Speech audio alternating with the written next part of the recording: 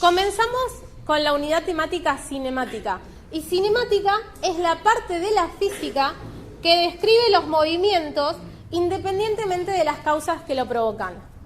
Nosotros acá podemos ver una personita que está tirando algo, ¿sí? Entonces, no nos va a importar quién lo tiró, por qué lo tiró, cuánto pesa el objeto. Nosotros vamos a analizar solo el movimiento. Entonces, cuando yo hago esto, ¿qué es lo que acaba de pasar? Podemos ver que esta tapita, el objeto, se movió. Cuando nosotros vemos que algo se mueve, lo que podemos percibir es que cambió de posición. Estaba acá y en otro momento estaba acá. Para poder cambiar de posición, no puede ocurrir en un instante, como la teletransportación. Siempre que algo se mueva, que algo cambia de una posición a la otra, tarda un tiempo determinado en suceder ese movimiento. Para que nosotros podamos analizar ese cambio de posición, puede que sea complejo o no tanto el movimiento. ¿Sí? Si nosotros solamente vamos a analizar un movimiento en línea recta, no vamos a analizar todo el espacio tridimensional. La analizamos y decimos que simplemente se movió en X. Pero después también puede pasar que empecemos a ver movimientos que sintamos que tienen más de una dimensión. Cuando nosotros analizamos algo que está en dos dimensiones, empieza a aparecer un segundo eje que se llama el eje Y. Y cuando analizamos cosas que están en nuestro espacio tridimensional, empezamos a llamarle a lo que es la profundidad, lo que es el eje Z. Nosotros, cuando analicemos algo en una sola dirección, vamos a soler hablar de X, a menos que el movimiento se vea así. Lo acabo de soltar. Ese movimiento fue vertical, exclusivamente vertical. O supongamos que yo lo tiro para arriba y va solo sobre una línea y baja sobre la misma línea. Cuando estemos analizando ese tipo de movimientos, que va para arriba, para abajo o para abajo, lo vamos a analizar en el eje Y. Si no, generalmente vamos a analizar los movimientos en una sola dimensión, que es el eje X. ¿Por qué menciono los ejes X y Z? Que sepan que con Z no vamos a trabajar este año y con Y vamos a trabajar muy poco. Generalmente vamos a analizar los movimientos solo en el eje X. Porque nosotros necesitamos tener un sistema de referencia. Si nosotros estamos viajando en el colectivo y miramos a alguien sentado adelante nuestro, esa persona la consideramos que está quieta. Esa persona está quieta, está en reposo. Pero si nosotros a esa persona, en lugar de verla desde arriba del colectivo, la vemos desde la parada, la vemos pasar, entonces esa persona no está quieta, esa persona está en movimiento. Entonces, depende del sistema de referencia que nosotros usemos para saber si alguien está en movimiento o está en reposo. ¿Él está en movimiento o está en reposo?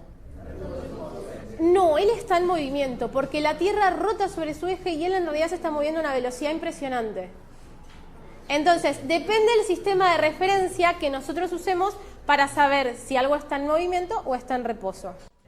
En base a ese sistema de referencia que nosotros usemos, por ejemplo, si nosotros salimos desde casa y venimos al colegio y consideramos que el punto cero es nuestra casa, nosotros nos estamos alejando de nuestro punto cero. Cuando volvemos a casa nos estamos acercando a nuestro punto cero. A partir de ese origen de coordenadas, nosotros podemos llamar al movimiento progresivo o de avance o regresivo o de retroceso. El cero, el origen de coordenadas, lo vamos a ubicar a donde nosotros nos convenga. Nosotros inventamos dónde está el 0, 0. Por ejemplo, tenemos un edificio y desde la terraza del edificio dejamos caer un objeto. Nosotros podemos poner el 0, 0 en el piso, en la calle, o podemos poner el 0, 0 de donde dejamos caer el objeto. Lo vamos a poner a nuestro origen de coordenadas desde donde nosotros nos convenga. Y generalmente vamos a poner el 0 donde nos anule más cantidad de cálculos. A el movimiento, a la forma que describe el movimiento, nosotros lo vamos a llamar trayectoria. Es la línea que describe cuando se está desplazando ese cuerpo. Entonces, dependiendo cómo se ve la trayectoria, si se ve lineal, si se ve curvilínea, si se ve circular, dependiendo de cómo se llame la trayectoria, vamos a tener movimientos que se clasifican con ese nombre. Movimientos rectilíneos, movimientos circulares, movimientos parabólicos. Entonces, los movimientos se pueden clasificar según la trayectoria. Se pueden clasificar también según lo que habíamos hablado antes del origen de coordenadas, si son progresivos o regresivos. El sistema de coordenadas nos va a servir para poder determinar una posición. Nosotros vamos a denominar posición a la ubicación de nuestro objeto. Si el objeto parte desde nuestra mano y se mueve y termina acá, nuestra mano va a ser nuestra posición inicial y donde terminó va a ser la posición final. Entonces, con eso nosotros podemos calcular la variación de posición.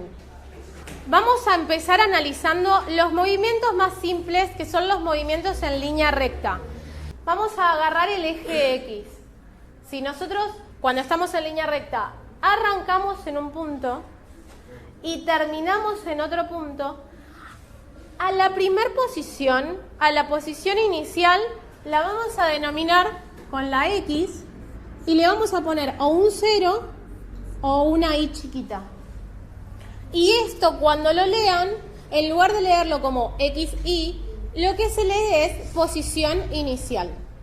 Si vamos a trabajar en vertical, que algo cae o algo lo tiro para arriba o para abajo, ahí vamos en realidad a decir posición inicial y posición final con la Y.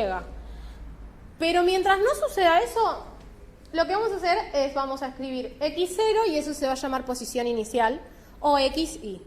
Y donde termine, vamos a decir posición final y lo vamos a simbolizar con la XF. En el medio pueden pasar un montón de cosas. Puede ser que nosotros arrancamos en este punto, terminamos en este punto, nos fuimos moviendo, nos detuvimos, volvimos para atrás, avanzamos para adelante. Cuando tenemos varias etapas en el movimiento que analizar, les empezamos a poner numeritos. Posición 1, posición 2, posición 3. Los subíndices al lado de la X van a indicar distintas etapas. Si nosotros estamos parados a mitad de cuadra, vemos la numeración y vemos que dice 2150. Y queremos caminar a la esquina al puesto de diarios y vemos que el puesto de diarios está ubicado a 2115, ¿sí? Estos son metros. Cuando nosotros vemos las numeraciones de la casa, son metros. Caminamos 35 metros. Vamos a verlo con el tiempo. ¿A qué hora empezó la clase? 7:45. ¿Y a qué hora terminó la clase? 9:05. ¿Cuánto dura la clase? 80 minutos.